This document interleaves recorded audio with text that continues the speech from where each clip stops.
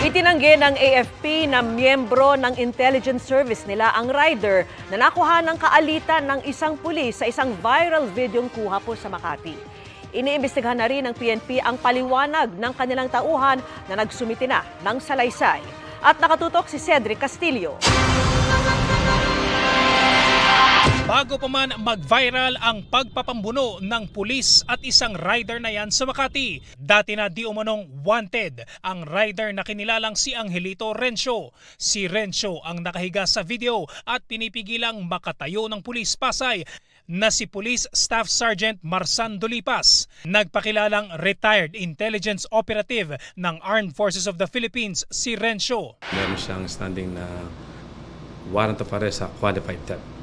In other cases na involved siya sa usurpation of authority, and I think we are verifying if he already posted bail. We already coordinated sa possible whereabouts niya sa Laguna, Parañaque, as well as far as Pangasinan. Patuloy pa rin ang paghahanap kay Rencio na pinayagang makauwi para kunin di umano ang mga kaukulang papeles nang narecover sa kanyang baril.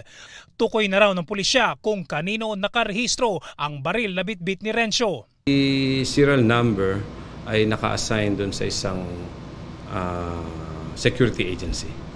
So we are now verifying doon sa security agency. Mismong ang Armed Forces of the Philippines, pinabulaan ng miyembro ng intelligence service nito si Rencio. Hindi rin siya retiradong sundalo o reservist ayon naman sa Philippine Army. Naghain na ng reklamong usurpation of authority, illegal possession of firearms at resisting arrest sa Makati Prosecutor's Office ang Police Pasay na nakaalitan ni Rencio. Ayon kay Police Staff Sergeant Dolipas, apektado na ang kanyang pamilya dahil sa nag-viral na video. Mayabang daw ako kasi daw pulis pa ako, may baril ako. Sa mata kasi ng mga tao, sir, is hindi maganda yung ginawa natin. Pero nakita naman ng mga tao na ginagawa lang natin yung trabaho natin at wala po naman po tayo talagang intensyon na saktan yung tao. Kwento ni Dolipas, matapos singitan at murahin, ipinakita di umano ni Rencio na armado siya. Sabi ko sa kanya, "Sir, kuya, mag-ingat naman kayo. Dahan-dahan naman kasi pagmamaneho, muntikan ko na kayong mabangga ka ako." Ang sagot niya sa akin, mo, nag-dirty finger. Tinaas niya yung kanang bahagi, gamit yung kanang kamay.